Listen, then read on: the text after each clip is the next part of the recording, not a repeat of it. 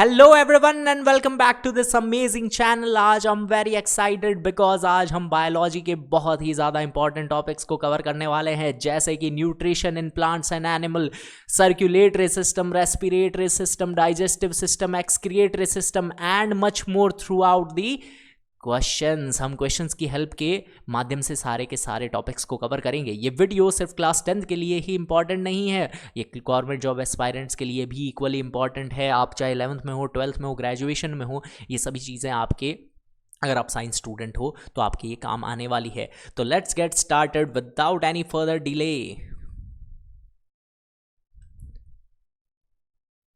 Life processes के बारे में इसके अंदर हम समझेंगे क्या क्या ऐसी चीज़ें हैं जो एक जिंदा ऑर्गेनिज्म को करनी पड़ती है एसेंशियल लाइफ साइकिल के लिए।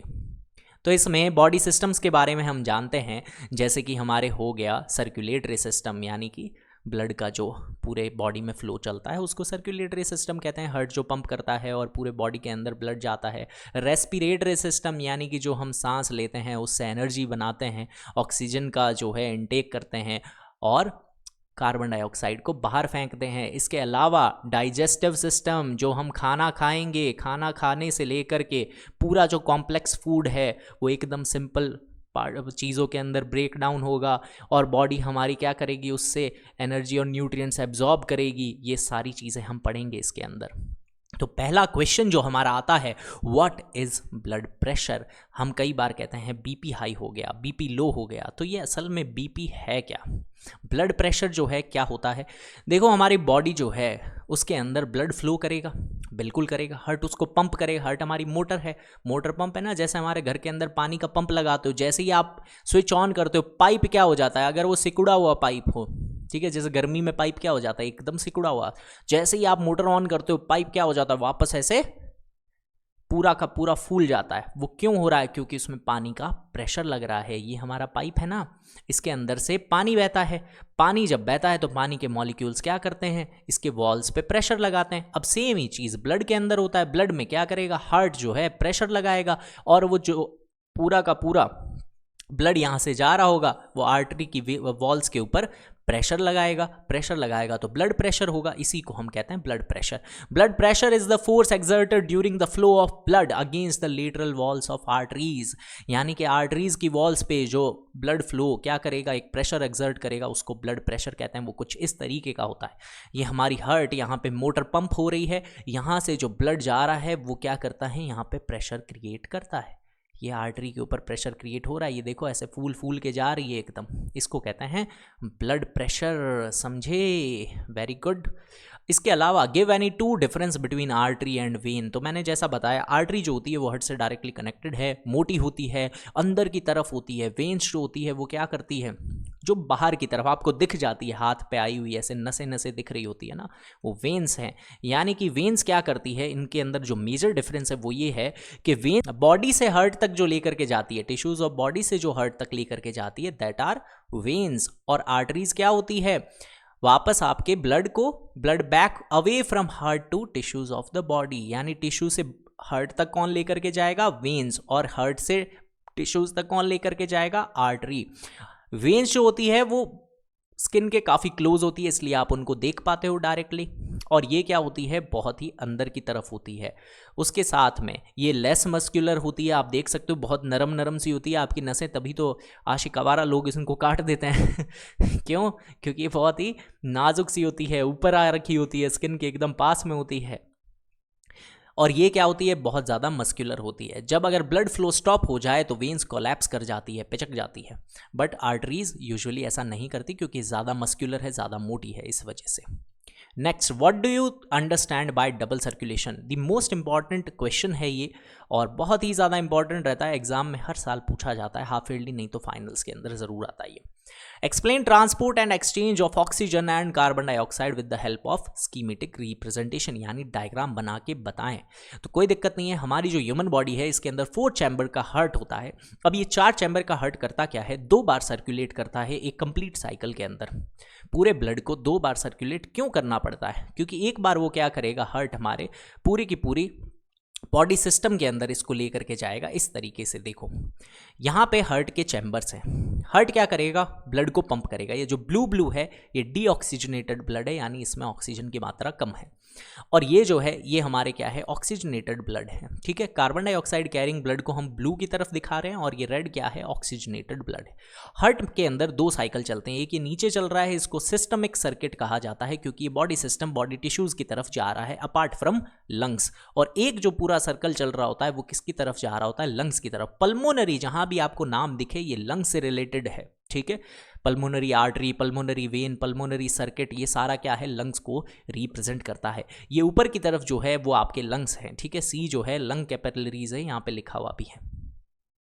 ये जो है ये लंग्स को रिप्रेजेंट करता है। Alright, this photo is from Byju's और कॉपीराइट का जो रहता है उसके लिए मैं मेंशन कर देता हूँ। ये फोटो जो है बायजूस की तरफ से ली गई है। और नीचे की तरफ जो रह रहा है वो क्या है, आपके बॉडी है, पूरी की पूरी human body apart from lungs. Body system जो है अपार्ट फ्रॉम लंग्स है। ठीक है, यहाँ पे वैसे लिखा हुआ है capillaries of body organs apart from lungs. अब होता क्या है, कार्बन डाइऑक्साइड वाला जो ब्लड है वो क्या करता है, हमारी पूरे के पूरे बॉडी जो है ऑक्सीजन लेती है। बॉडी की जो सेल्स हैं वो ऑक्सीजन को लेती है। क्यों लेती है, एटीपी का सिंथेसिस करना, एनर्जी बनानी है। अब उसमें जो बाई प्रोडक्ट निकल रहा है वो क्या है, वो है कार्बन डाइऑक्साइड। वो हमारे लिए काम की है नहीं। तो हमारी बॉडी कॉन्स्टेंटली क्या कर रही होती है, ऑक्सीजन ले करके एनर्जी बना रही होती है और कार्बन डाइऑक्साइड को भेज रही होती है। तो ब्लड ही वो होता है जो इसको कैरी करता है। पूरे बॉडी के अंदर ब्लड क्या चल रहा है, ऐसे फूड वाली ट्रेन चल रही है, जिसको जो चाहिए वो ले लेता है। ऑक्सीजन चाहिए ऑक्सीजन ले लो, प्रोटीन चाहिए प्रोटीन ले लो, मिनरल चाहिए मिनरल ले लो, ऐसे ऐसे वो जो भी सेल्स होती है वो इससे ले रही होती है। ये बुफे चल रहा होता है पूरे बॉडी के अंदर। तो यहाँ से हार्ट क्या करता है, पंप करता है ऑक्सीजन वाले ब्लड को। ये जाएगा जाएगा जाएगा और बॉडी के अलग अलग सिस्टम्स, अलग अलग नर्व्स के अंदर जाएगा। बहुत सारी सेल्स जो होगी वो क्या करेगी, इससे ऑक्सीजन लेगी और एनर्जी बना के कार्बन डाइऑक्साइड वापस भेज देगी। अब ये जो कार्बन डाइऑक्साइड वाला ब्लड है ये वापस आएगा हार्ट के अंदर और यहाँ आकर के गिर जाएगा। ठीक है, ये 4 चैम्बर है। ये नीचे जो है ऐसे अगर मैं बांट दूं तो ये 4 डिब्बे हो गए, 1 2 3 4 इस तरीके से। ठीक है, आगे हम हार्ट का डायग्राम पढ़ेंगे तब आपको समझ आ जाएगा। तो यहाँ पे एक सर्कल आपका कंप्लीट हुआ है। अब जो दूसरा सर्कल है ये क्या करता है, ये कार्बन डाइऑक्साइड वाला ब्लड जो है उसको पंप करता है फचक, और ये ऊपर की तरफ जाएगा। ऊपर जाके सीधा किस में जाता है, लंग्स की तरफ। अब लंग्स क्या करते हैं, हम जैसे ही सांस छोड़ते हैं तो सारी जो कार्बन डाइऑक्साइड थी ना ब्लड के अंदर जो हमें नहीं चाहिए थी वो बाहर आ जाती है। और फिर हम फिर से क्या करते हैं, सांस अंदर लेते हैं और ऑक्सीजन इसमें भर देते हैं। तो ऑक्सीजन वाला ब्लड फिर से जाता है यहाँ से और हार्ट के अंदर जाता है और ऐसा ये प्रोसेस कॉन्टिन्यूसली चलता रहता है। इसी को हम क्या कहते हैं, डबल सर्कुलेशन। यहाँ पे पूरा इसको अच्छे से एक्सप्लेन किया हुआ है। ये सारे नोट्स आपको मिल जाएंगे PDF फॉर्मेट के अंदर नीचे दिए हुए व्हाट्सएप चैनल और टेलीग्राम चैनल के लिंक के अंदर। आप उनको फटाफट ज्वाइन कर लें अगर आपने ज्वाइन नहीं किया है।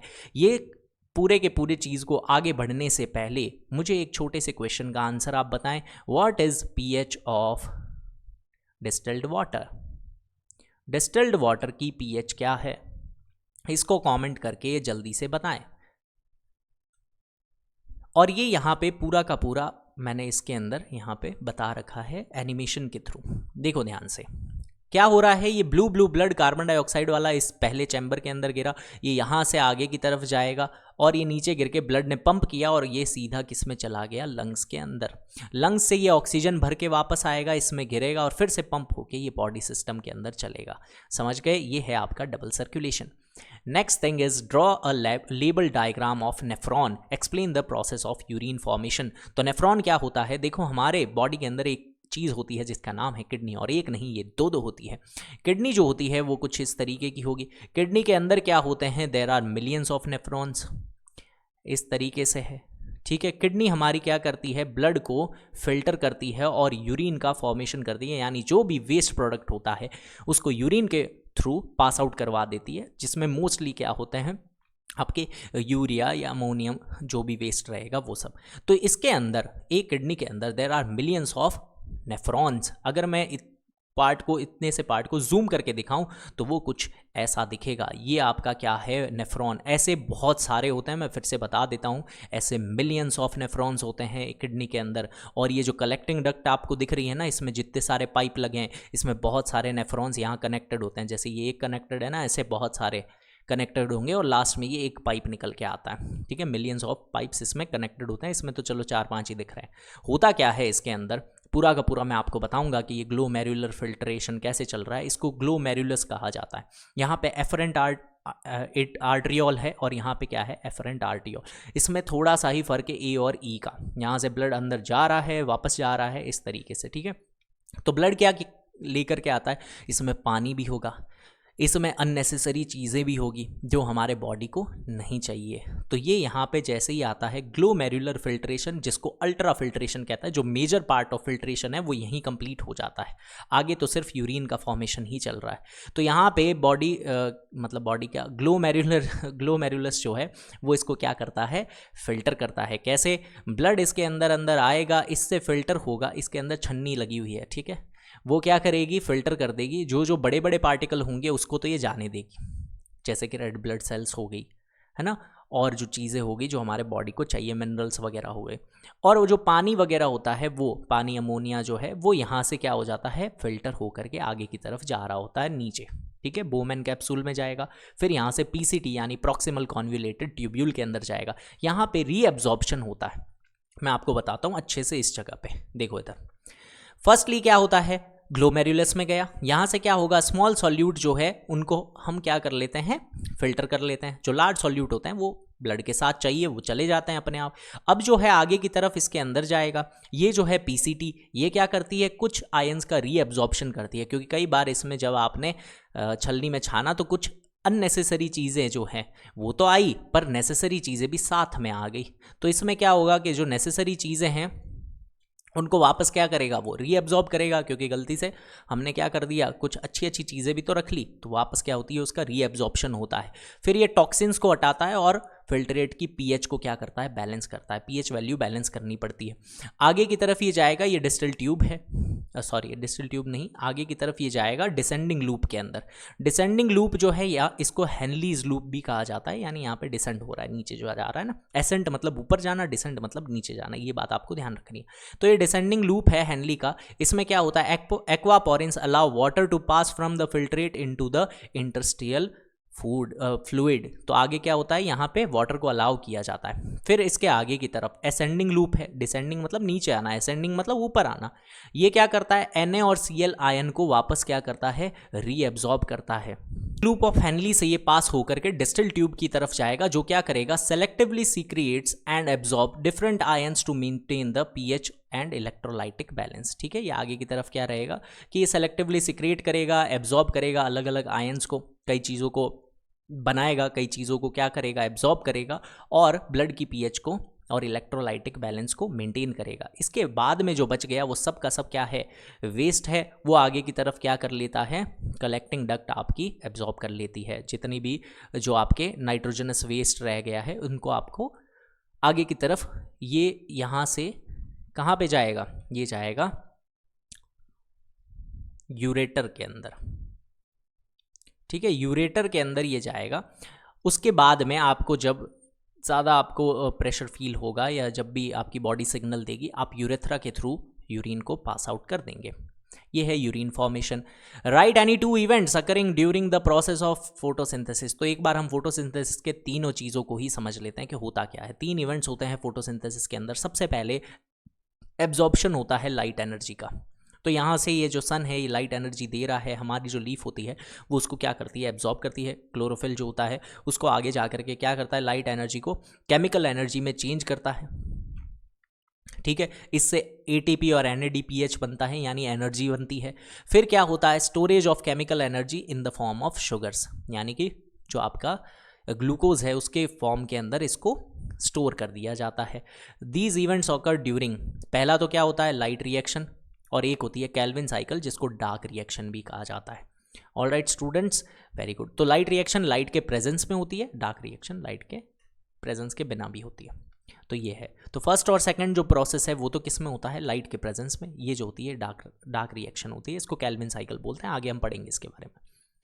What is an artificial kidney या हीमोडायलिसिस किसे कहा जाता है। जो डायलिसिस नाम सुना होगा आपने, कई बार किसी की किडनी फेलियर हो जाती है तो डायलिसिस किया जाता है, उसके बारे में हम जानते हैं होता क्या है। ये एक पूरी की पूरी डायलिसिस इस तरीके के मशीन होती है। होता क्या है, आपके ब्लड को इसके थ्रू पास करवाया जाता है। मान लो आपकी नेचुरल किडनी, आपकी तो मैं नहीं कहूँगा, किसी एक पर्टिकुलर इंसान जो बहुत ज़्यादा बीमार है और उसकी क्या हुई, जो किडनीज़ है वो फेल हो गई, ठीक है, वो फिल्टर ब्लड को नहीं कर पा रही है। अब अगर हम कुछ किडनी चेंज नहीं करेंगे तो ब्लड में इतनी इम्प्योरिटी आ जाएगी कि हमारी पूरी बॉडी जो है वो बीमार पड़ जाएगी और हमारी डेथ हो सकती है, हमारी मतलब उस इंसान की, ठीक है, जो बहुत ज़्यादा बीमार है।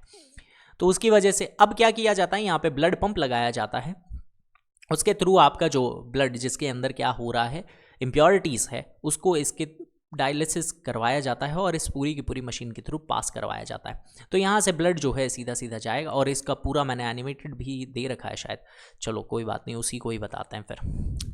तो मैं आपको बता देता हूँ, a machine that functions like a kidney by filtering waste product and excess fluid from the blood when a person's natural kidneys are unable to do so. ये सेम ही चीज़ मैंने बोली कि अगर आप उस पर्सन की क्या हो गई है, नेचुरल किडनीज़ का फेलियर हो गया है, वो ये काम नहीं कर पा रही है, तो इसलिए हम क्या करते हैं, एक मशीन लगाते हैं जो किडनी की तरह फंक्शन करती है और इस पूरे प्रोसेस को डायलिसिस कहा जाता है, ठीक है। तो ये क्या है, इसके जो दो यूजेस पूछे हैं, what right the uses of haemodialysis. तो इसका प्राइमरी यूज़ तो क्या होता है कि पूरे ब्लड से टॉक्सिन्स हटा देता है, और दूसरा क्या है, फ्लूइड बैलेंस को मेंटेन रखता है, ब्लड के अंदर पीएच वैल्यू को भी मेंटेन रखता है। जब अपनी किडनी जो है, मतलब उसकी किडनी जो है वो क्या नहीं कर पा रही, अपना फंक्शन नहीं कर पा रही है। कैसे होता है वो, इस तरीके से होता है। देखो, हीमोडायलिसिस में ब्लड सीधा सीधा गया ब्लड पंप के थ्रू, और यहाँ पे डायलाइजिंग फिल्टर लगा हुआ है, ये यहाँ पे क्लीन डायलेस्टेट है, यहाँ से इसके अंदर ब्लड को क्लीन किया गया, इधर से वेस्ट को बाहर फेंक दिया गया, और ये जो क्लीन ब्लड है ये अंदर की तरफ जा रहा है। समझ गए? तो ये है dialysis, right. What are aerobic and anaerobic respiration. Aerobic का मतलब क्या होता है, एरोबिक मतलब होता है ऑक्सीजन की प्रेजेंस में जो रेस्पिरेशन हो रहा है, और एनएरोबिक का मतलब होता है ऑक्सीजन की एब्सेंस के अंदर जो आपके रेस्पिरेशन हो रहा है। वेरी वेरी गुड स्टूडेंट्स, तो इसके बारे में समझते हैं। देखिए इधर, एरोबिक हमारे अंदर होता है ह्यूमंस और हायर ऑर्गेनिज्म के अंदर और प्लांट्स के अंदर भी। It occurs in higher organism like plants and animal when oxidation of food nutrients occurs in the presence of molecular oxygen. जब ऑक्सीजन के प्रेजेंस में हो रहा होता है ऑक्सीडेशन किसी भी फूड न्यूट्रिएंट्स का, तब उसको क्या कहा जाता है, एरोबिक रेस्पिरेशन। एरोबिक में हमेशा ज़्यादा एनर्जी प्रोड्यूस होती है, ठीक है। क्या ह्यूमंस में भी एनाएरोबिक रेस्पिरेशन होता है? होता है। कहाँ होता है? ये होता है मसल सेल्स के अंदर, ये होता है मसल सेल्स के अंदर होता है, जिसमें लैक्टिक एसिड बनता है। आप अगर ज़्यादा एक्सरसाइज कर लो ना, विगरस एक्सरसाइज, तो उसमें क्या होता है, एनर्जी रिलीज होती है बट वेरी फ्यू एनर्जी, क्योंकि एनाएरोबिक है, ऑक्सीजन की एब्सेंस में है। जब ऑक्सीजन नहीं है तो एनर्जी कम मिलती है, बहुत कम एनर्जी मिलती है इसके अंदर। जब आप बहुत ज़्यादा जिम वगैरह कर लो, एक्सरसाइज कर लो, तो बहुत फ्यू एनर्जी रिलीज होती है और उसके साथ में लैक्टिक एसिड बन जाता है। इस वजह से तुम्हारे जो हाथ पांव दर्द हो रहे होते हैं ना, कई बार पहली बार एक्सरसाइज कर रहे होते हैं, तो लैक्टिक एसिड ज़्यादा बनने की वजह से हाथ पांव बहुत दर्द होते हैं। अगले दिन एक्सरसाइज करके आए, कई बार उठा ही नहीं जाता, इस चक्कर में बच्चे अगले दिन एक्सरसाइज करने वापस जाते ही नहीं है। ये जो है, ये लोअर ऑर्गेनिज्म जैसे कि बैक्टीरिया हो गए, यीस्ट हो गए, इनके अंदर क्या होता है, एनाएरोबिक होता है, क्योंकि ये ऑक्सीजन के एब्सेंस में जिंदा रह पाते हैं। व्हेन जिंदा नहीं, मैं कह रहा हूँ रेस्पिरेशन कर पाते हैं, sorry. When the oxidation of nutrients occurs without the utilisation of molecular oxygen, तो मॉलिक्यूलर ऑक्सीजन का यूटिलाइजेशन के बिना जो होता है उसको एनाएरोबिक कहते हैं। इसमें less amount of energy produce होती है, इसमें जैसे 38 मॉलिक्यूल्स हो जाते हैं, तो इसमें आपके 2 मॉलिक्यूल्स ही एटीपी के बना पाते हैं। समझ गए इस बात को? आगे बढ़ते हैं। What is the function of acid in stomach. तो हमारा जो एसिड स्टमक है उसके अंदर एसिड सिक्रेट होता है, और उस एसिड का नाम कमेंट करके बताएं, जिसका नाम होता है HCl। क्या है इसकी फुल फॉर्म? आप बताएंगे कमेंट करके, फुल फॉर्म बताएंगे कमेंट करके। और मुझे ये बताओ, एसिड जो होता है वो लिटमस को, ब्लू लिटमस को कौन से कलर में चेंज कर देता है? एसिड जो है ब्लू लिटमस को कौन से कलर में चेंज कर देता है, ये आप फटाफट कमेंट करके बताएंगे। इसके आगे हम समझते हैं जो हमारा फंक्शन है एसिड का, वो क्या करता है। देखो प्राइमरी फंक्शन तो ये है कि अगर हमारे फूड के अंदर कुछ बैक्टीरिया पैथोजेंस कुछ आ गए हैं तो उनको फटाक से क्या कर दो, स्टेरलाइज कर दो, यानी मार दो। ठीक है, तो ये है हमारा सबसे पहला और प्राइमरी फंक्शन। ये क्या करता है, फूड के बैक्टीरियाज वगैरह को ख़त्म कर देता है। उसके अलावा फूड के ब्रेकडाउन में हेल्प करता है। और सबसे ज़्यादा इम्पॉर्टेंट ये है कि हमारे जो प्रोटीन सिंथेसिस होता है ना, ठीक है, प्रोटीन का ब्रेकडाउन करने के लिए एक एंजाइम होता है पेट के अंदर।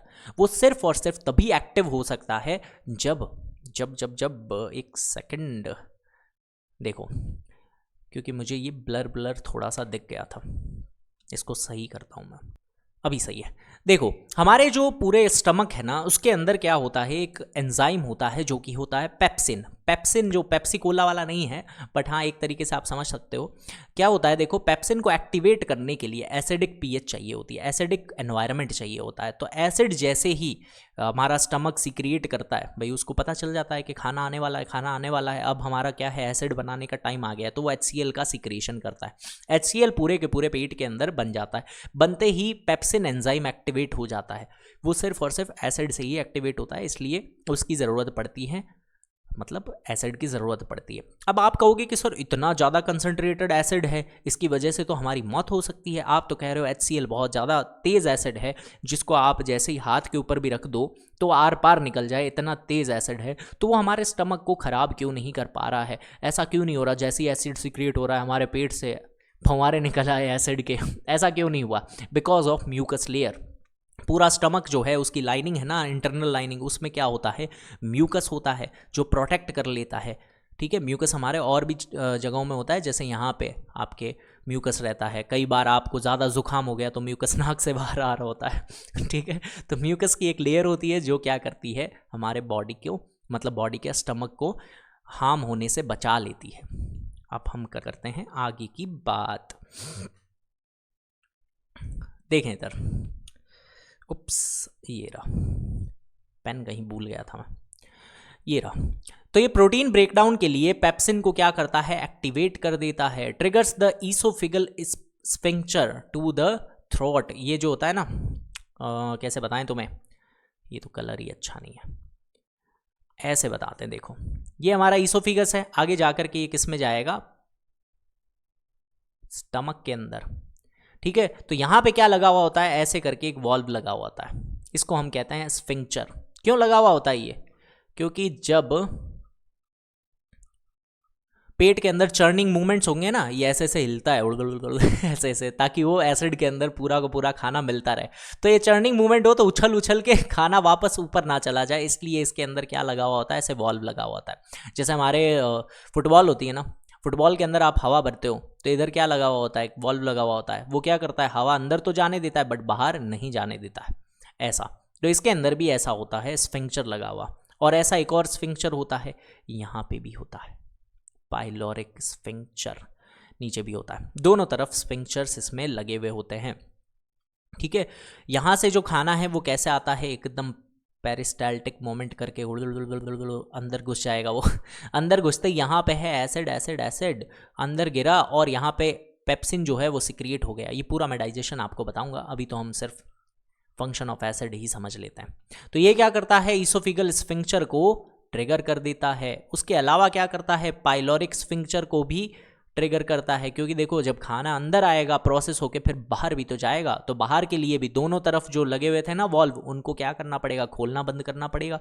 इसलिए ये जो एसिड होता है उसी से ही ये चीज़ें हो रही होती है। जब एसिड सिक्रिएट हो रहा है इसका मतलब जो ओइसोफिगस वाला स्फिंक्चर है वो क्या हो जाएगा, बंद हो जाएगा और उसके अंदर चर्निंग मूवमेंट्स चलेंगे। जब चर्निंग मूवमेंट्स हो गए और एसिड जो है अब आपके काम का नहीं है, वो आगे की तरफ जाएगा, तो इसलिए नीचे वाला स्फिंक्चर खुल जाएगा और वो आगे स्मॉल इंटेस्टाइन की तरफ खाना जाएगा। फिर वहाँ से बाइल जूस आएगा और उसको बेसिक बना देगा। नेक्स्ट है, अब ये आगे बाइल को भी क्या करेगा, स्टिमुलेट करेगा कि भाई मैंने तो एसिड भेज दिया है, अब उसको वापस क्या कर दे, बेसिक कर दे, अब कोई उसमें बैक्टीरिया नहीं बचे हैं। नेक्स्ट, अरे ये कैसे आ गया, अच्छा, सेकंड जो क्वेश्चन है, what is the difference between autotrophic and heterotrophic nutrition. देखो, ऑटो मतलब सारा काम ऑटोमेटिक हो रहा है, खुद से ही सारा खाना बना ले रहे हैं। आप कहोगे क्या हमारी मम्मी सर ऑटोट्रॉफिक न्यूट्रिशन करती है, वो तो खुद से ही बनाती है खाना। अरे वैसे नहीं, अभी बताते हैं आपको। ऑटोट्रॉफिक का मतलब होता है food is prepared from CO2 water and sunlight. ऐसा खाना जो कार्बन डाइऑक्साइड, पानी और सनलाइट से बने। क्या आपकी मम्मी इससे बनाती है? नहीं, वो तो आलू की सब्जी बना रही है, पनीर की सब्जी बना रही है। इसमें क्लोरोफिल की रिक्वायरमेंट रहती है, ठीक है। All green plants and some bacteria have this type of nutrition. सारे के सारे जो हरे पौधे होते हैं वो क्या करते हैं, ऐसा न्यूट्रिशन करते हैं। Food is generally prepared in day time, ठीक है, ये इन डे टाइम लिख दिया, प्रिपेयर्ड इन डे टाइम या ऑब्टेन्ड इन डे टाइम। इसमें क्या होता है, अदर ऑर्गेनिज्म जैसे हम करते हैं, हम क्या करते हैं, प्लांट्स को तोड़ करके ले आए, ज़्यादा हम डिपेंडेंट है ना। ये जितने भी हेटेरोट्रॉपिक वाले होते हैं, ये ऑटोट्रॉपिक वालों पे क्या होता है, डिपेंडेंट होते हैं। हम या तो क्या करेंगे, दूसरे प्लांट्स खा जाएंगे, मतलब उनकी जो बाई प्रोडक्ट्स है वो खा जाते हैं ना, हम फ्रूट्स खा जाते हैं, हम उनकी स्टेम भी खा जाते हैं, रूट्स भी खा जाते हैं, अदरक वगैरह। तो ये क्या होता है, food is obtained from other organism. Chlorophyll इसमें ज़रूरत नहीं है। जितने भी एनिमल्स और फंजाई जो है वो इस तरह का न्यूट्रिशन रखते हैं, और इसमें हम खाना कभी भी ले सकते हैं। भाई रात को भूख लगी तो भी हम बना के खा जाएंगे, दिन में लगी तो भी खा जाएंगे, हम सबको खा जाएंगे। Draw a label diagram of sectional view of human heart. ये देखो, ह्यूमन हार्ट ऐसा दिखता है, पर क्या आपको ऐसा बनाना आता है? इसलिए तुम ये बनाओगे। ठीक है, कैसे धड़क रहा है देखो। तुम जो दिल बनाते हो ना, ये वाला ये दिल किसी काम का नहीं है, क्योंकि ये ह्यूमंस का हार्ट नहीं है। मेंढकों के दिल बनाते रहते हो तुम। ह्यूमन हार्ट तो रफली ट्रायंगुलर शेप का होता है, कुछ ऐसा दिखता है। अब अगली बार से ऐसा बनाना, आजकल तुम ऐसे ऐसे करते रहते हो ना, वो भी ह्यूमन हार्ट का ही शेप होता है, ठीक है। यहाँ पे आर्टरी वगैरह बन रही होती है। तो ये है ड्रॉ ए लेवल डायग्राम। अब हम बताते हैं कि होता क्या है। ये 4 चैम्बर्स हैं, 1 चैम्बर, 2 चैम्बर, 3 चैम्बर, 4 चैम्बर, ठीक है। ऊपर वालों को कहा जाता है एट्रियम। ए कहाँ आता है, शुरुआत में आता है ना, तो ए से एट्रियम शुरुआत में। वी कहाँ आता है, बाद में आता है अल्फ़ाबेट सीरीज में। तो नीचे जो होगा वो क्या होता है, वेंट्रिकल।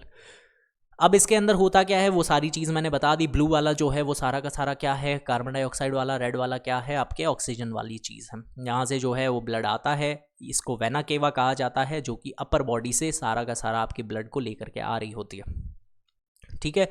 ये जो वेना केवा है वो नीचे यानी आपकी बिलो लोअर बॉडी से सारा ब्लड लेकर के आ रही होती है। ये इसके अंदर गिरता है पूरा का पूरा ब्लड, ये गिर करके इसके अंदर आता है नीचे की तरफ, राइट वेंट्रिकल की तरफ। ये इसको पंप करता है कुछ इस तरीके से, पुचुक, और फिर ये ऊपर का जो दरवाज़ा खुला, यहाँ से ब्लड क्या होता है, सीधा जाता है किसके अंदर, आपके पल्मोनरी सर्कुलेशन के अंदर, लंग्स के अंदर। और फिर वो वहाँ से ऑक्सीजन भर के वापस आता है एरोटा के थ्रू, सॉरी यहाँ से पल्मोनरी वेन्स के थ्रू, और वो क्या करेगा, लेफ्ट एट्रियम के अंदर आएगा। फिर नीचे से वो फिर पंप होगा और एरोटा उसको आगे की तरफ बॉडी में लेकर के जाएगी, ठीक है।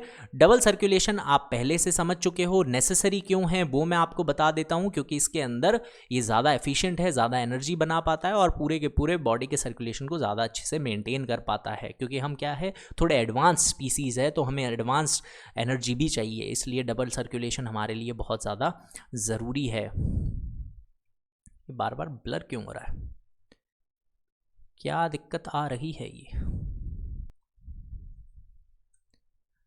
नेक्स्ट, ये सारा का सारा इसके अंदर मैंने डबल सर्कुलेशन के बारे में बता रखा है। पल्मोनरी सर्कुलेशन यानी जो लंग्स की तरफ चलता है, blood without the oxygen from the body enters the right atrium. ये जो मैंने बता रखा है, राइट एट्रियम के अंदर जाएगा, फिर वो क्या करेगा, राइट वेंट्रिकल के अंदर जाएगा, ठीक है। ये से चल रहा है। अब इसमें क्या होगा, आगे की तरफ ये जाएगा और फिर वो कॉन्ट्रैक्ट होगा जैसे ही ब्लड पंप करेगा, और फिर वो लंग्स के अंदर जाएगा, ठीक है। लंग्स से क्या होता है, ऑक्सीजनेशन होता है उसका, इसके अंदर ऑक्सीजन पूरी की पूरी गेन की जाती है, कार्बन डाइऑक्साइड बाहर फेंक दी जाती है। फिर क्या होता है, सिस्टमिक सर्कुलेशन, यानी कि आगे पूरे बॉडी सिस्टम्स के अंदर ब्लड फ्लो करता है। कैसे करता है, blood rich in oxygen returns to the left atrium of the heart, left ventricle इसके अंदर फिर जाएगा, और फिर ये फिर से क्या करेगा, पंप करेगा और आगे की तरफ डिस्ट्रीब्यूशन होगा। नेसेसिटी क्या है, एफिशिएंट ऑक्सीजन सप्लाई के लिए ये बहुत ज़्यादा नेसेसरी है, क्योंकि ये क्या करता है, पूरी बॉडी को इंश्योर करता है कि एक स्टेडी सप्लाई मिलती रहे, यानी लगातार आपको ऑक्सीजन मिलती रहे। इसको क्या करता है, इंश्योर करता है। कौन करता है, डबल सर्कुलेशन, और सेपरेशन ऑफ ब्लड भी हो जाता है, मिक्स नहीं होता, ऑक्सीजनेटेड और डीऑक्सीजनेटेड ब्लड आपस में मिक्स नहीं होता, उसका सेपरेशन के लिए भी एक अच्छा मतलब माध्यम है double circulation. What would be the consequences of deficiency of haemoglobin in our body? देखो हीमोग्लोबिन एक ऐसा मॉलिक्यूल है हमारे बॉडी मतलब सर्कुलेटरी सिस्टम का कि पूरी की पूरी जो हमारी ब्लड वेसल्स है उसके अंदर रेड ब्लड सेल्स है और हीमोग्लोबिन्स है। तो हीमोग्लोबिन क्या करता है, ऑक्सीजन कैरियर होता है। हीमोग्लोबिन जो है ना वो ऑक्सीजन मॉलिक्यूल को कैरी कर पाता है। अब अगर हीमोग्लोबिन की कमी होगी तो ऑक्सीजन भी क्या करेगा, कम कैरी करेगा। ऑक्सीजन कम कैरी करेगा तो एनीमिक हो जाएगा, एनीमिया होने के चांसेस रह जाएंगे उसको।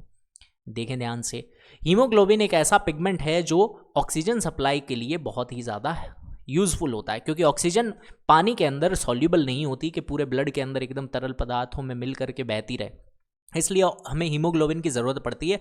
वो क्या करता है, उसको अपने कंधे पे बैठाता है ऑक्सीजन को और ले करके घूम रहा होता है पूरी पूरी जगहों पे। ये it is present in red blood cells and act as a carrier of oxygen, oxygen को कैरी करने का काम करता है। अगर इसकी कमी आ गई तो इससे क्या होगा, इंडिविजुअल जो भी ह्यूमन है वो क्या बन जाएगा, एनीमिक बन जाएगा, यानी उसकी रेड ब्लड सेल्स में कमी आ जाएगी। और हीमोग्लोबिन की कमी से ऑक्सीजन कैरिंग कैपेसिटी भी कम हो जाएगी, ऑक्सीजन भी कम आएगा, यानी कि उसके अंदर जो हमारी लेस सप्लाई होगी ऑक्सीजन की तो एनर्जी भी क्या बनेगी, लेस बनेगी। आदमी क्या रहेगा, थका हुआ बीमार सा रहेगा।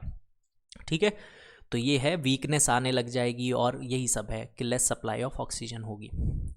Draw a label diagram of human alimentary canal. तो देखो एलिमेंट्री कैनाल जो है वो कंप्लीट डाइजेशन का ही प्रोसेस है, पूरा न्यूट्रिशन जो है इसी के अंदर ही आ जाएगा मोस्टली, मतलब न्यूट्रिशन नहीं, डाइजेशन जो है वो इसी के अंदर ही आ जाता है।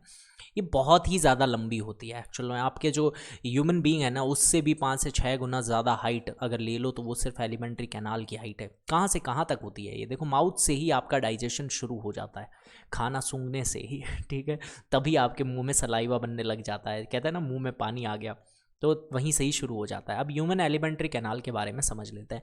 ये माउथ से स्टार्ट हुई, इसके आगे जो है ईसोफिगस आएगा, बीच में फेरिंग्स भी आता है जो कॉमन पैसेज है विंड पाइप और फूड पाइप का।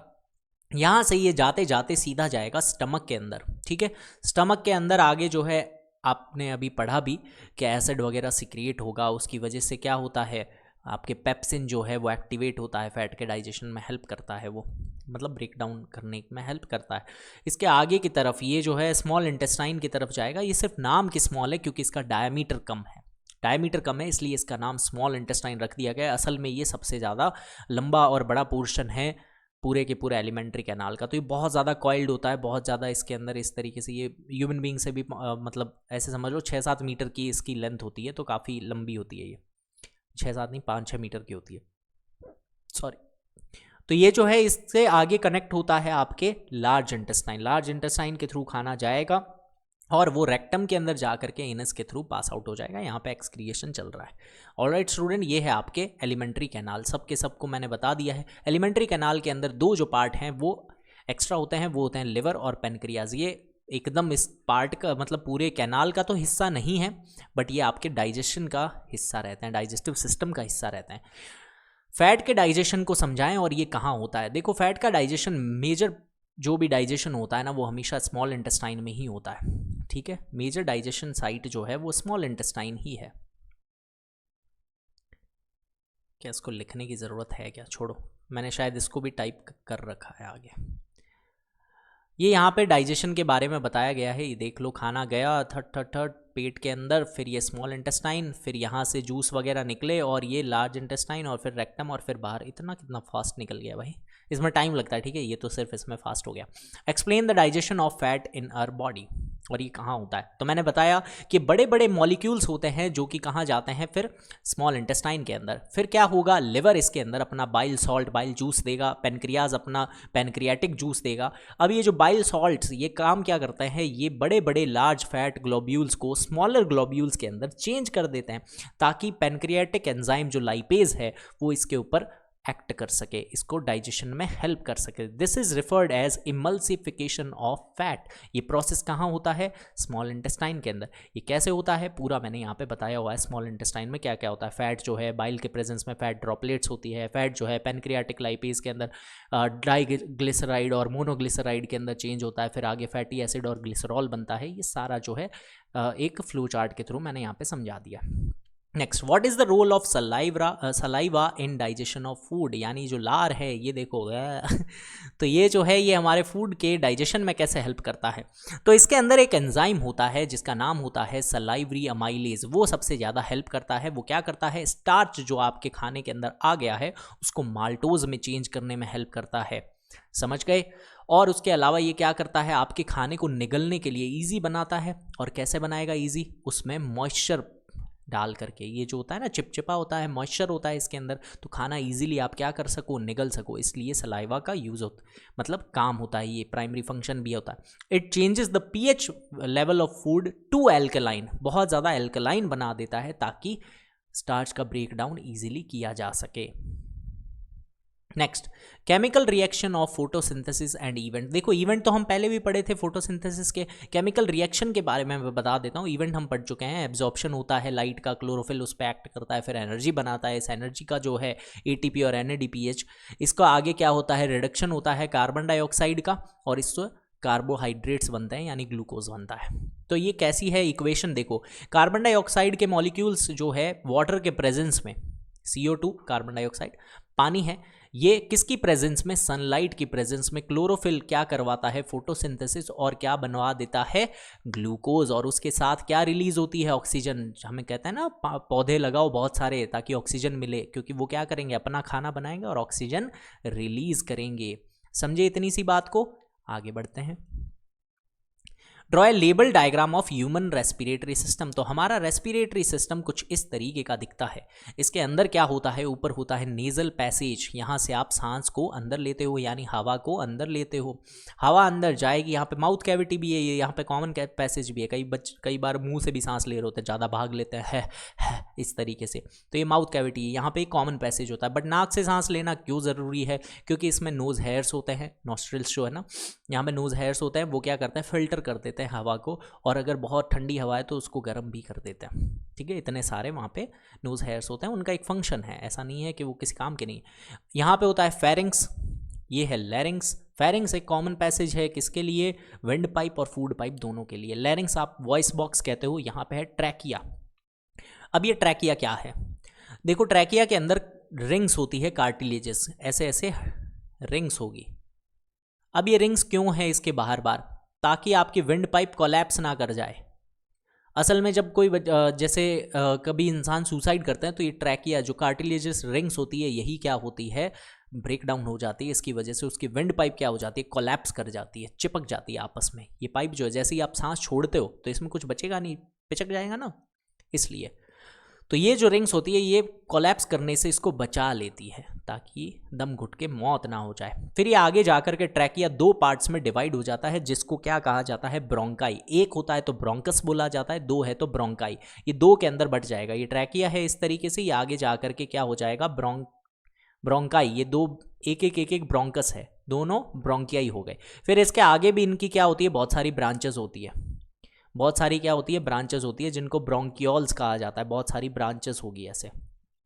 ये होता है ब्रोंकियोल्स। अब ये ब्रोंकियोल्स जो होते हैं वो आगे इसमें एल्वियोलर सैक्स लगे हुए होते हैं। सैक्स, ठीक है गंदे बच्चे। SACS, alveolar sac. और बहुत सारे हैं तो सैक कुछ नहीं सैक है, ठीक है, एल्वियोलर सैक। अब ये जो एल्वियोलर सैक है यही एक्चुअल में काम कर रहे होते हैं एक्चुअल रेस्पिरेशन का, ऑक्सीजन का, जो ऑक्सीजन कार्बन डाइऑक्साइड का एक्सचेंज होता है किसके थ्रू होता है? डिफ्यूजन के थ्रू होता है। प्रोसेस क्या होता है? डिफ्यूजन। ये पूरा का पूरा क्या है? हमारे लंग्स। और इनमें क्या भरा हुआ है? टार। बिल्कुल नहीं, क्योंकि हम नहीं करते बिल्कुल भी, स्मोक करना भी नहीं चाहिए। ठीक है, ये है आपके ह्यूमन रेस्पिरेटरी सिस्टम। सब कुछ मैंने बता दिया क्या? बिल्कुल बता दिया। लंग्स है, रिब्स इनको प्रोटेक्ट करती है, पसलियाँ जो होती है वो। इसके अलावा मैंने आपको ये बता दिया कि इनको जब जूम करते हैं तो यहाँ पे क्या होता है, ये ब्रोंकियोल्स है, इनके आगे एल्वियोलाई लगी होती है, इनको एल्वियोलर सैक कहा जाता है। ये पूरा का पूरा जो है ना, इसको सैक कहा जाता है। एक क्या है, एल्वियोलाई है। Alright, next, explain the transportation of oxygen and carbon dioxide in human beings. बहुत ईजी है, अभी बता देते हैं। देखो, ऑक्सीजन जो होता है ना, उसका ट्रांसपोर्टेशन तो कौन करता है? हीमोग्लोबिन इसमें हेल्प करता है।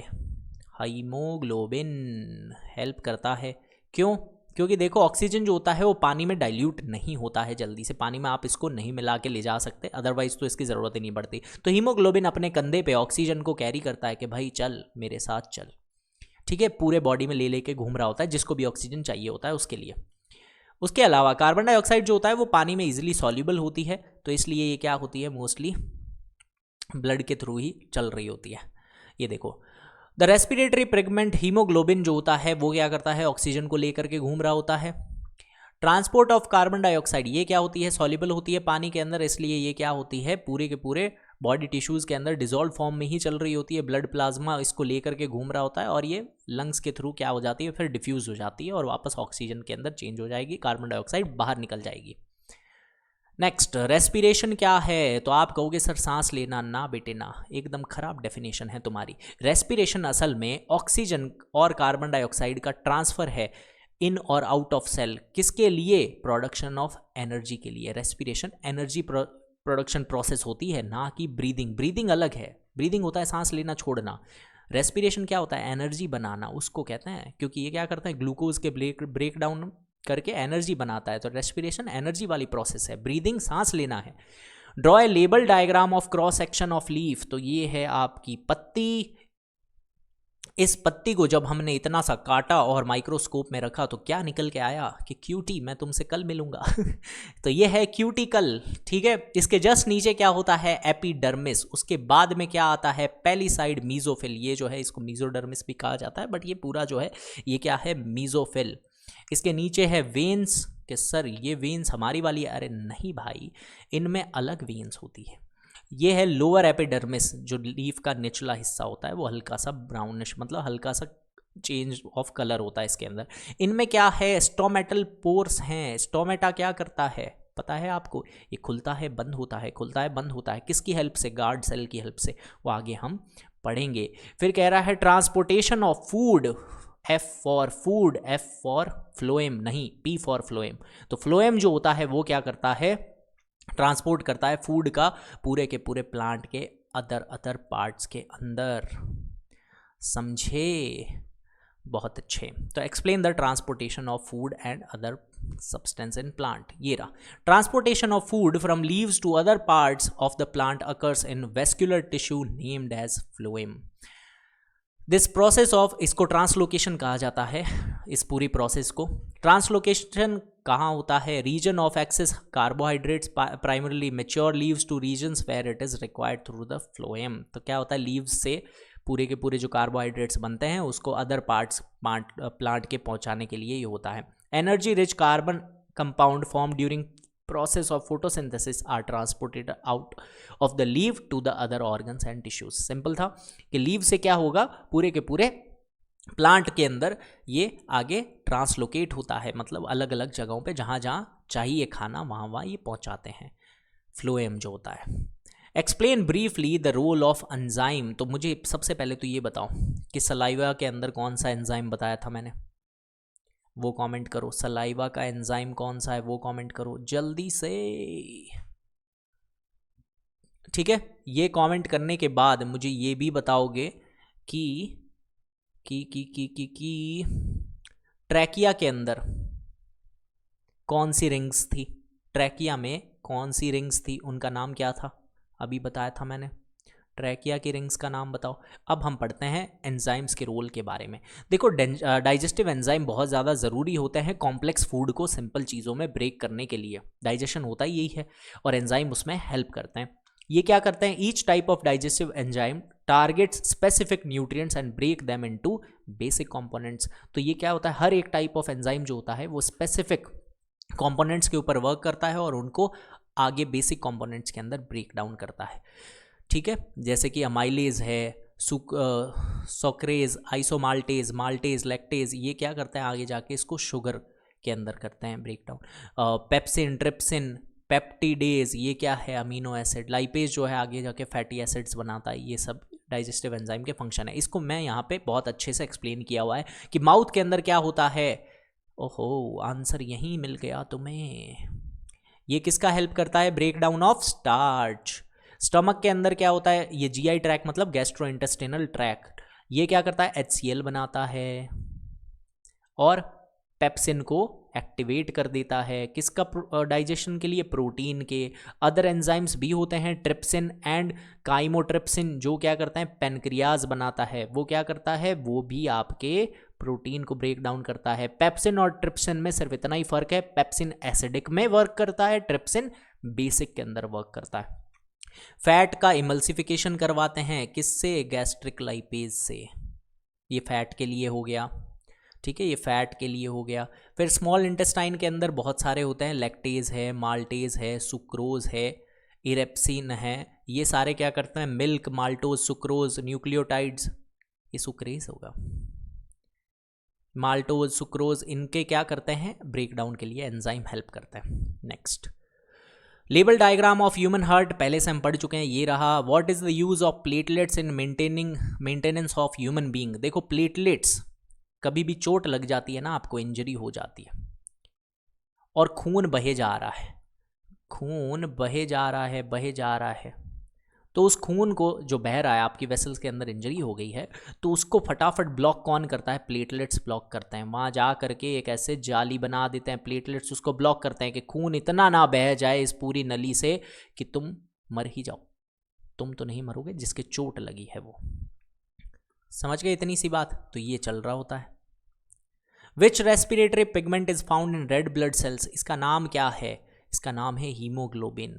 हीमोग्लोबिन, ठीक है, ये सारे सॉल्यूशन मैंने लिख रखे हैं, ये आपको मिल जाएंगे। प्लेटलेट्स जो है, जिनको थ्रोम्बोसाइट कहा जाता है, ब्लड क्लॉटिंग के अंदर हेल्प करते हैं। जो आपके खून का कत्था जम जाता है ना, वो होता है ब्लड क्लॉटिंग। ये क्या होता है, रिस्पॉन्सिबल होते हैं, एक प्लग बना देते हैं ताकि ब्लीडिंग को रोक सके। Haemoglobin iron containing respiratory pigment है, याद रखना, आयरन कंटेनिंग। ये भी क्वेश्चन पूछा जाता है कि हीमोग्लोबिन कौन से एक एलिमेंट से बना हुआ है, तो आयरन से है वो। व्हाट इज लिम्फ, लिम्फ क्या होता है, तो बॉडी फ्लूइड है, ट्रांसपेरेंट फ्लूइड है, अभी आपको बता देते हैं।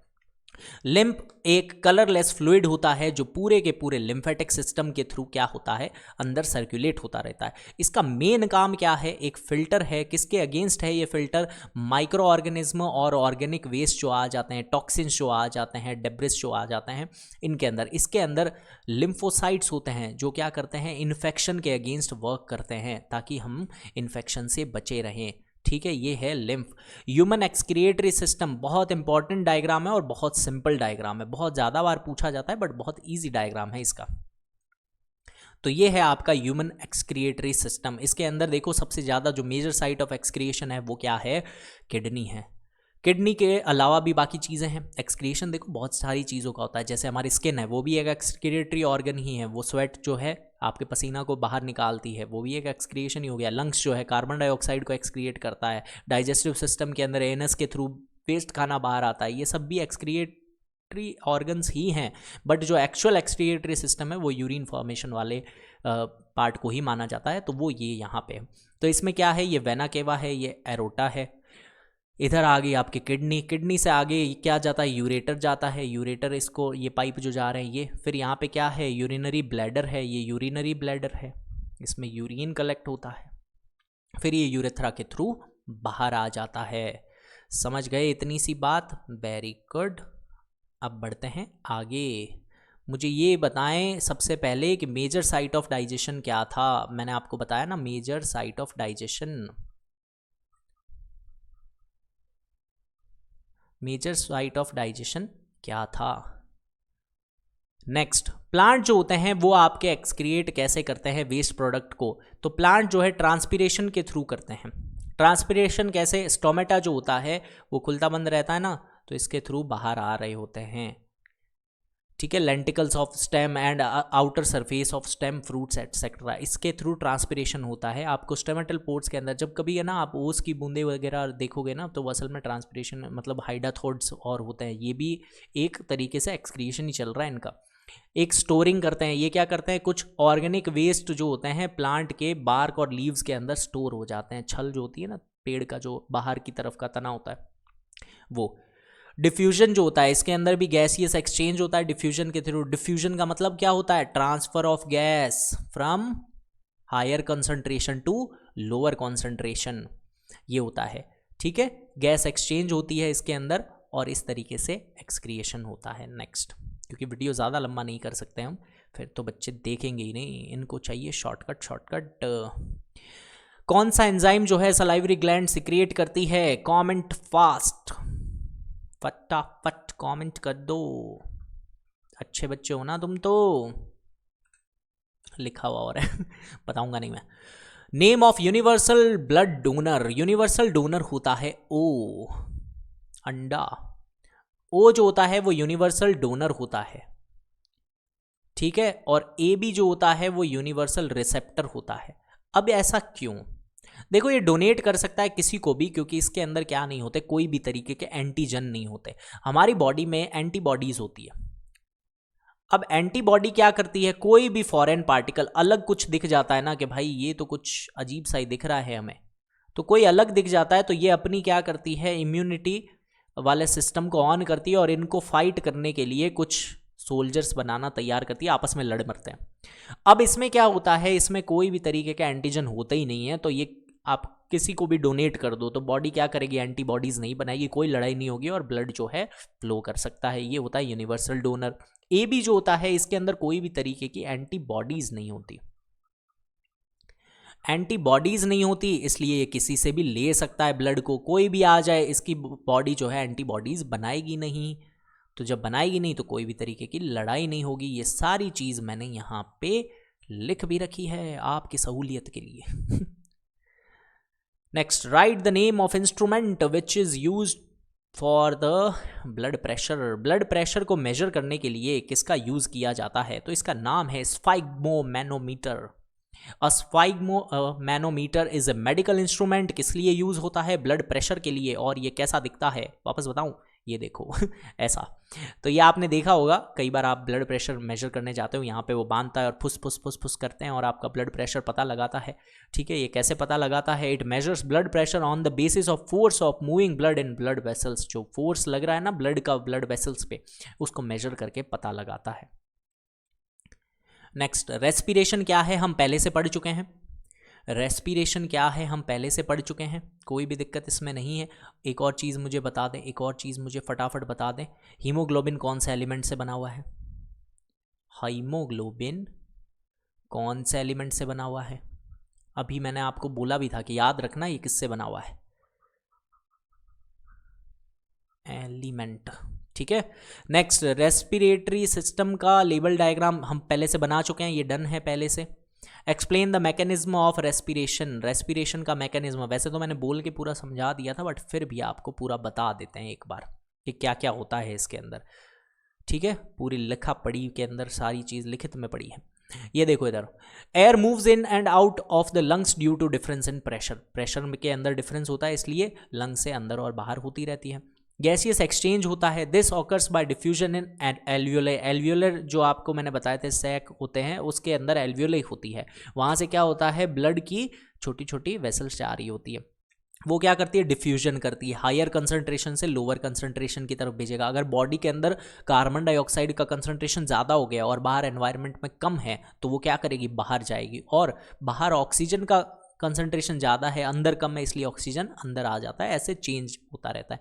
इंस्पिरेशन का मतलब क्या होता है, active contraction of muscle such as diaphragm allows air to enter the lungs. Diaphragm इस तरीके से होता है, जैसे ही नीचे होगा तो लंग्स को खींच लेता है, नीचे अपने साथ में खींचेगा तो उसके अंदर हवा भी क्या आ जाएगी, भर जाएगी। और एक्सपिरेशन, जैसे ही लंग्स ऊपर की तरफ जाएगा तो वो क्या मतलब डायफ्राम ऊपर की तरफ जाएगा तो वो लंग्स को क्या करेगा, वापस सिकुड़ेगा, सिकुड़ेगा तो हवा बाहर, इसलिए चेंज ऑफ प्रेशर की वजह से हवा अंदर बाहर होती रहती है। नेक्स्ट क्या था इसमें, एक्सप्लेन द ये तो हो गया।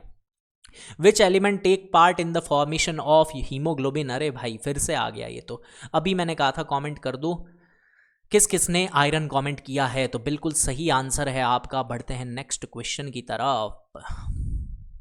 What is excretion? एक्सक्रिएशन क्या है? रिमूवल ऑफ वेस्ट, इसी को एक्सक्रिएशन कहते हैं। Process by which organism eliminate waste product and nitrogenous by product. इसमें मेनली क्या होता है? यूरिया होता है क्या है? कमेंट करके बताओ मेन बाय प्रोडक्ट क्या होता है, comment. Next, explain the mechanism of glomerular filtration in urine formation. वैसे तो मैंने ये चीज़ बता दी बट फिर से बता देंगे, कोई बात नहीं। ड्रॉ ए लेवल diagram of human excretory system, ये हम पहले से कर चुके हैं तो फिर से हम इसको नहीं करेंगे। देखो ग्लोमेरुलर फिल्ट्रेशन के अंदर क्या होता है, inside the glomerulus blood pressure क्या करता है, पूरे के पूरे ब्लड को, जो फ्लूइड होता है उसको कैपिलरीज से ग्लोमेरुलर कैप्सूल के अंदर पुश करता है। यहाँ से फटाक से आएगा और अंदर की तरफ धक्का देके अंदर भेज देगा, सारे ब्लड को भेजेगा, कोई भी दिक्कत नहीं है। तो जो फ्लूइड इसके अंदर आ गया है, this layer the filtration membrane क्या करती है, सिर्फ वाटर और स्मॉल सॉल्यूट्स को ही पास होने देती है और बाकी सबको ब्लॉक कर देती है। जैसे कि लार्ज ब्लड सेल्स होती है, प्रोटीन्स होते हैं, इनको ये क्या कर देती है, ब्लॉक कर देती है, वो ब्लड के साथ ही चले जाते हैं। समझ गए? तो ये कैसे होता है वो मैंने बता दिया था, इसके अंदर ही ऐसा ही चल रहा होता है, बढ़िया बढ़िया अंदर आता है ब्लड, टटड़ा। ये ग्लोमेरुलस नहीं है, ये ग्लोमेरुलर फिल्ट्रेशन है, ठीक है। तो यहाँ से बढ़िया ब्लड आएगा, पानी वगैरह जो है वो अंदर की तरफ चला जाएगा और जो बड़े बड़े कंपोनेंट्स हैं जैसे रेड ब्लड सेल्स इसके अंदर देखो तैरती दिख रही है ना तुम्हें, छोटी छोटी, तो ये ब्लड के साथ ही चली जाएगी, जो बड़े बड़े मॉलिक्यूल्स होते हैं। Right the definition of respiration. Respiration हम बता चुके हैं, एक्सचेंज ऑफ क्या होता है गैसेस और एटीपी की सिंथेसिस के लिए। Various part of upper respiratory system और डायग्राम ये इसके अंदर ही आ जाएगा। तो ये है अपर रेस्पिरेटरी सिस्टम, आप ऑलरेडी पढ़ चुके हो, वही सेम चीज़ें हैं। ऊपर क्या होती है, नेजल कैविटी, सॉफ्ट पैलेट, और आपको याद रखने की ज़रूरत नहीं है सॉफ्ट पैलेट हार्ड पैलेट, इसको इतनी याद रखने की ज़रूरत नहीं है, आपको सिर्फ ध्यान रखना है यहाँ पे नॉस्ट्रल्स होते हैं, ठीक है। साइनसेस और आपको ध्यान रखने की ज़रूरत नहीं है। इधर क्या होता है, फेरिंग्स होता है, कॉमन पैसेज है, ये किसका कॉमन पैसेज है, ये आपके है फूड पाइप, ये है विंड पाइप। यहाँ पे लैरिंग्स होता है जिसको आप वॉइस बॉक्स कहते हो, नीचे क्या होता है ट्रैकिया, इधर क्या है लंग्स, ये क्या है ओरल कैविटी, ये है आपका upper respiratory tract. Next, draw a label diagram of human excretory system, क्या हम पहले से कर चुके हैं, बिल्कुल कर चुके हैं। Right 3 different types of nitrogenous waste with example, तो हम बताते हैं अभी कि ह्यूमंस में, प्लांट्स में, सब में क्या क्या होता है। देखो इधर हमारे जो फ्रेश वाटर एक्वेटिक एनिमल्स होते हैं जैसे कि बोनी फिश होती है, अमीबा होती है, इनमें क्या बनता है, अमोनिया बनता है, अमोनिया बनता है, अमोनिया, ठीक है। ये क्या होता है, बहुत ज़्यादा टॉक्सिक होता है। ये क्या है, हाईली सॉल्यूबल है, therefore need plenty of water for its excretion. ज़्यादा सॉल्यूबल है, इसीलिए ये फ्रेश वाटर एक्वेटिक प्लांट्स में होता है। और कहते हैं ना, एक गंदी मछली पूरे पानी को ख़राब कर देती है, पूरा तालाब ख़राब कर देती है। वो क्यों कर देती है, क्योंकि वो अमोनिया निकाल रही है, बहुत ज़्यादा टॉक्सिक है ये। नेक्स्ट है यूरोटैलिक, यानी जिसको कहा जाता है यूरिया, ये कैटेगरीज है, इसको याद रखने की ज़रूरत नहीं है, आपसे प्रोडक्ट याद रख लो, ठीक है।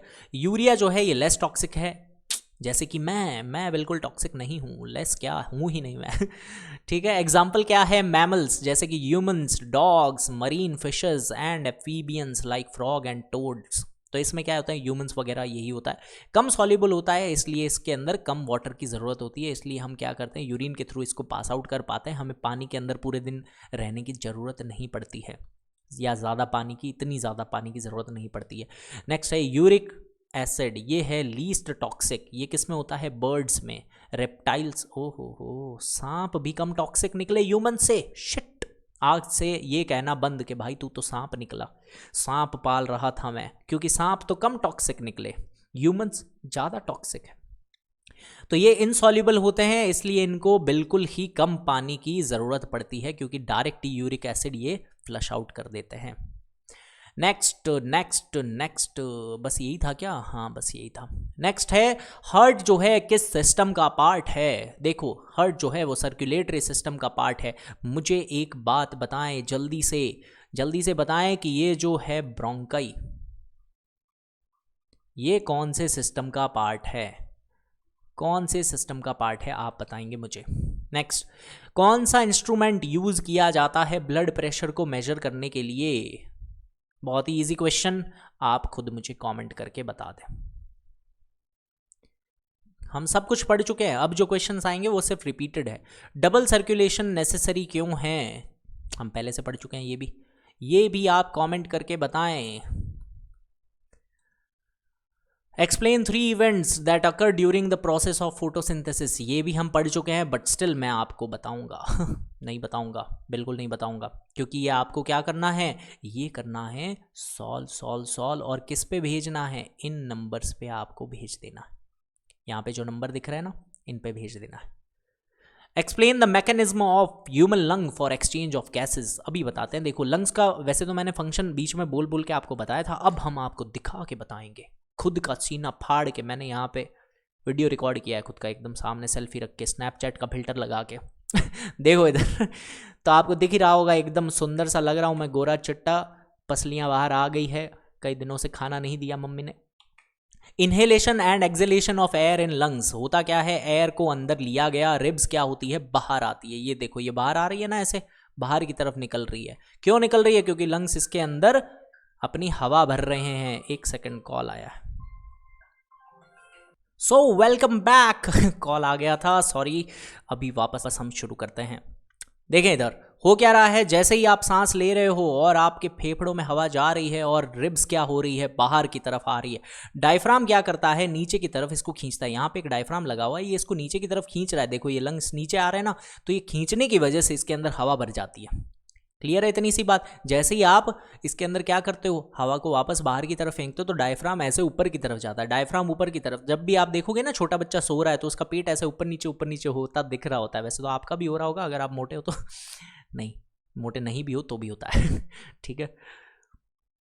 तो ये यहाँ पे इस तरीके से है, इसके आगे भी मैंने इसमें बता रखा है। ये देखो ऐसे फेफड़ों में हवा जा रही है, फुस फुस करके कैसे हो रहा है, ये रहा। अब एक्सचेंज ऑफ गैसेस जो है वो मैंने आपको बताया था कैसे होता है, उसको मैंने यहाँ पे अच्छे से एक्सप्लेन कर रखा है। एल्वेओलाई को एकदम जूम कर देना तो कुछ इस तरीके से दिखेगा। ये ब्लू जो है, यहाँ पे क्या हो रहा है, यहाँ पे आ रहा है आपके कार्बन डाइऑक्साइड वाला ब्लड, ठीक है। इसमें कार्बन डाइऑक्साइड ज़्यादा है। अब डिफ्यूजन होगा और यहाँ से कार्बन डाइऑक्साइड और ऑक्सीजन आपस में इंटरचेंज हो जाएंगे। कार्बन डाइऑक्साइड बाहर, ऑक्सीजन अंदर, फुश फुश। फिर यहाँ से जाएगी रेड ब्लड सेल्स ऑक्सीजन को अपने कंधे पे बैठा के, क्योंकि उसमें क्या है, हीमोग्लोबिन। अगला, सलाइवा के अंदर कौन सा एंजाइम होता है? कमेंट करो बच्चों, कमेंट करो। अब तो सब कुछ ऐसे क्वेश्चंस हैं, बार बार रिपीट ही होता है, मैंने पहले ही बता रखा है, इनके अलावा कोई क्वेश्चन आता भी नहीं है। लाइफ प्रोसेसेस क्या है? एसेंशियल प्रोसेसेस जो लिविंग बीइंग के लिए ज़रूरी होती है, ऐसी बेसिक प्रॉपर्टीज़ जो कोई भी ऑर्गेनिज्म के लिए ज़रूरी होती है जिंदा रहने के लिए, जिसमें आता है न्यूट्रिशन, खाना बनाना, रेस्पिरेशन, एनर्जी बनाना, सर्कुलेशन, पूरे के पूरे बॉडी में न्यूट्रिएंट और ऑक्सीजन को सर्कुलेट करना, एक्सक्रिएशन, बाहर निकालना खराब सी चीज़ों को, reproduction, the process of offspring. है तुम्हें यही पढ़ना था ना, सच सच बताओ ये मैं इस लेक्चर में नहीं पढ़ा रहा तुम यही देख के आए थे ना, हैं? बायोलॉजी सुनते ही सबके कान खड़े हो जाते हैं। नेक्स्ट, एरोबिक रेस्पिरेशन क्या है? पहले ही हम समझ चुके हैं एरोबिक रेस्पिरेशन क्या है, ऑक्सीजन के प्रेजेंस में होता है। एयर पैसेज क्या है? ह्यूमन रेस्पिरेटरी सिस्टम का। तो ये जो हवा जैसे जा रही है ना, एकदम ये तो भाप ही निकाल रहा है भाई, सर्दियों में सांस ले रहा है ये ठीक है। तो ये जो हवा इसके अंदर अंदर जा रही है, यही एयर पैसेज है, जिसमें क्या आता है, आपके नाक आ गई खुश खुश खुश खुश खुश, तो यहाँ है पूरी क्या, नेजल कैविटी। इधर से आपके क्या है, बक्कल कैविटी। ये जो है ये पूरा का पूरा यहाँ से किस में जा रहा है, आपके यहाँ पे फेरिंग्स आता है, लैरिंग्स आता है, ट्रैकिया आता है, ट्रैकिया से क्या जा रहा है आगे, ब्रोंकाई है, ब्रोंकाई से ब्रोंकियोल्स है, और उसके आगे एल्वेओलाई है। तो जहाँ पूरी एयर जो पैसेज है उन्हीं को एयर पैसेज देते हैं। इसका मतलब आपको ह्यूमन रेस्पिरेटरी सिस्टम का बेसिक चीज़ बतानी थी, और लेवल डायग्राम बनाना है तो हम ये पहले बना चुके हैं। नेक्स्ट, डाइजेशन क्या है भाई? कॉम्प्लेक्स खाने को सिंपल खाने के अंदर चेंज कर दो, वही डाइजेशन है, ठीक है। The digestion is the process of breaking down complex food into simpler one, जो कि हमारी बॉडी एब्जॉर्ब कर ले, उसी को क्या कहा जाता है, digestion. Role of pancreatic juice in digestion of food. Pancreatic juice इसको क्या बनाता है? देखो एसिडिक चीज़ आई थी, याद है, एसिड वाली चीज़ आई थी स्मॉल इंटेस्टाइन के अंदर, उसको क्या करता है, अपने लिवर और पैनक्रियाट अपने जूस दे देकर उसको एल्कलाइन नेचर का बनाते हैं, ताकि उसमें क्या वर्क कर सके, ट्रिप्सिन वर्क कर सके। ठीक है। ये क्या करता है, एंजाइम होता है इसके अंदर जो किसको डाइजेस्ट करने में हेल्प करता है, कार्बोहाइड्रेट, फैट, प्रोटीन और न्यूक्लिक एसिड। पैनक्रियाटिक एंजाइम के अंदर पैनक्रियाटिक अमाइलेज भी होता है, पैनक्रियाटिक लाइपेज भी होता है, ट्रिप्सिन होता है, काइमोट्रिप्सिन होता है, कार्बोक्सीपेप्टिसाइड होता है और दो क्या होते हैं, न्यूक्लियेजेस होते हैं। Protein digesting enzyme are released in an inactive form and are activated upon reaching the small intestine. Pancreas अपना, मैंने कहा ना, एक्टिव तभी होंगे जब वो क्या हो जाएगा, एल्कलाइन नेचर के अंदर आ जाएगा। फिर है एलिमेंट्री कैनाल, वो हम बना चुके हैं, ठीक है। एलिमेंट्री कैनाल पहले से ही हम देख चुके हैं। नेक्स्ट, हार्ट जो है कौन से, ये फिर से रिपीट हुआ है, आप कमेंट करके बता दो यार। अब तो फिर से रिपीट हो रखा क्वेश्चन है, 2024 में ही आया था वो। Who does the work of closing and opening of pore. तो देखो ये गार्ड सेल्स करती है, ये होता है स्टोमेटा, ऐसे ऐसे करके कुछ, ठीक है। ये स्टोमेटा का पोर है यहाँ पे, ये क्या है, ये है गार्ड सेल्स, गार्ड कर रही है, ये खोलना बंद होना। गार्ड सब क्या करते हैं, दरवाज़ा खोलते बंद करते हैं ना, तो ये बस वही है गार्ड सेल्स। आर्टिफिशियल किडनी जो होती है ये करती है रिमूव, और कौन से प्रोसेस के थ्रू रिमूव करती है, इसको कहा जाता है डायलिसिस। लिखा हुआ होगा यहाँ पे, नहीं लिखा हुआ क्या, डायलिसिस कहते हैं इस प्रोसेस को। ये भी आप कमेंट कर दो, मैंने आपको बता भी दिया था, हीमोडायलिसिस, कमेंट कर देना। In which part plant resin and gum are stored. ये ओल्ड जाइलम के अंदर होता है, रेजिन और गम जो स्टोर होता है ना, ये सिर्फ आपको याद रखना है, जाइलम के अंदर, ओल्ड जाइलम के अंदर। अच्छा लिखा हुआ है, the resins and gums are stored in the plant part called old xylem, ठीक है। और फूड का कौन करता है, प्लांट में फूड का पूरे के अंदर ट्रांसलोकेशन कौन करता है, कौन करता है फूड का ट्रांसलोकेशन, बताओ जल्दी से कमेंट करके। Explain the event occurring during, अरे मेरे ऑफिस का टाइम हो गया, जल्दी जाना पड़ेगा। Explain the event occurring during the photosynthesis process. तो हम ये बता चुके हैं, तीनों के तीनों प्रोसेस बता चुके हैं। Level diagram of cross section of leaf ये भी बता चुके हैं, सब के सब रिपीटेड है, देख लो। अब ये ऐसे ही पेपर आते रहेंगे। Explain the process of opening and closing of stomata and in leaves, draw a लेवल diagram of open and close stomatal pores. तो मैं आपको बता देता हूँ होता क्या है। ओपनिंग और क्लोजिंग जो होती है स्टोमेटा की, ये होती है टर्गर प्रेशर की वजह से। ये नाम याद रखना, टर्गर प्रेशर। ये किसके लिए होता है, क्योंकि ऑस्मोटिक फ्लो की वजह से होता है। देखो डिफ्यूजन और ऑस्मोसिस लगभग सिमिलर प्रोसेस है। डिफ्यूजन गैसेस के अंदर होता है, ऑस्मोसिस किस में होता है, मतलब लिक्विड फॉर्म के अंदर होता है, और एक सेमी परमिएबल मेम्ब्रेन आ जाती है, ठीक है। इसमें सिर्फ SPM आ जाएगा और कोई खास डिफरेंस नहीं होता है। अब गार्ड सेल के अंदर क्या हो रहा है, ऑस्मोटिक फ्लो ऑफ वाटर चल रहा है पानी की वजह से, इससे होता है एक pressure create, turgor pressure. When guard cells are turgid, इसके अंदर ज़्यादा प्रेशर हो गया तो वो क्या करती है, एक्सपैंड कर जाती है, ऐसे फूल जाती है। फूलने की वजह से क्या होता है, यहाँ से ये स्टोमेटल पोर खुल जाता है। When the guard cell lose water, they become flaccid, leading to stomatal closure। यहाँ से क्या होता है, स्टोमेटा से पानी का भी क्या होता है, ट्रांसपीरेशन चल रहा होता है, इस प्रोसेस को ट्रांसपीरेशन कहते हैं, ठीक है, जो प्लांट्स का रेस्पिरेशन जिसे कहा जाता है, ठीक है। तो इसके अंदर से जब पानी जो है वो बह गया तो ये वापस क्या हो जाता है, क्लोज हो जाता है। ये सारा इसमें बताया गया है। ये पहला जो है ये न्यूक्लियस है, दूसरा क्लोरोप्लास्ट है, तीसरा जो है वैक्यूल है, ये खाली जो जगह है ना पीली पीली, और चौथी क्या है, ये पूरी जो है ये गार्ड सेल है, और ये सेल वॉल है पांचवी जो वो एकदम डार्क ग्रीन है। और ये कैसे होता है इसका मैंने दे रखा है यहाँ पे एक्चुअल इमेज। मैंने एक पत्ती ली क्या, अगर मैं काट देता तो स्टोमेटा का ओपनिंग क्लोजिंग नहीं चल रहा होता। मैंने एक प्लांट के ऊपर माइक्रोस्कोप लगा के वीडियो रिकॉर्ड किया है, स्नैपचैट पे फिल्टर लगा के, तो ऐसा दिखता है स्टोमेटा। एंड इसी के साथ I guess all the questions are over and the lecture is also over. I hope आपको बहुत ही ज़्यादा मज़ा आ गया होगा। ये लेक्चर जो है बहुत ही ज़्यादा टाइम टेकिंग आपको लगेगा, बट पूरा वर्थ इट है, क्योंकि इससे बाहर क्वेश्चंस आपके एग्जाम में नहीं बनते हैं। इसके थ्रू, सिर्फ क्वेश्चंस के थ्रू ही आपने पूरा का पूरा लाइफ प्रोसेस बहुत अच्छी तरीके से कंप्लीट कर लिया है। जो आपके एग्जाम पॉइंट ऑफ व्यू से इंपॉर्टेंट कॉन्सेप्ट्स है वो भी आपने इसमें कंप्लीट कर लिए हैं। मिलते हैं नेक्स्ट वीडियो के अंदर, तब तक के लिए टाटा बाय बाय सी यू। और कॉमेंट करके बताना ये सेशन आपको कैसा लगा, क्या मुझे ऐसा सेशन आगे कंटिन्यू करना चाहिए और नेक्स्ट चैप्टर आपको कौन सा चाहिए वो भी कमेंट करके बताएं। पूरा वीडियो अगर आपने देखा है तो बहुत ही अच्छे हैं आप। मैं भगवान से कामना करता हूं आप बोर्ड में अच्छे खासे मार्क्स लाएं, और अगर आप गवर्नमेंट जॉब की तैयारी कर रहे हैं तो इसी साल आपकी गवर्नमेंट जॉब लग जाए। धन्यवाद बच्चों, धन्यवाद एस्पायरेंट्स। मिलते हैं नेक्स्ट वीडियो के अंदर। जय हिंद, जय भारत।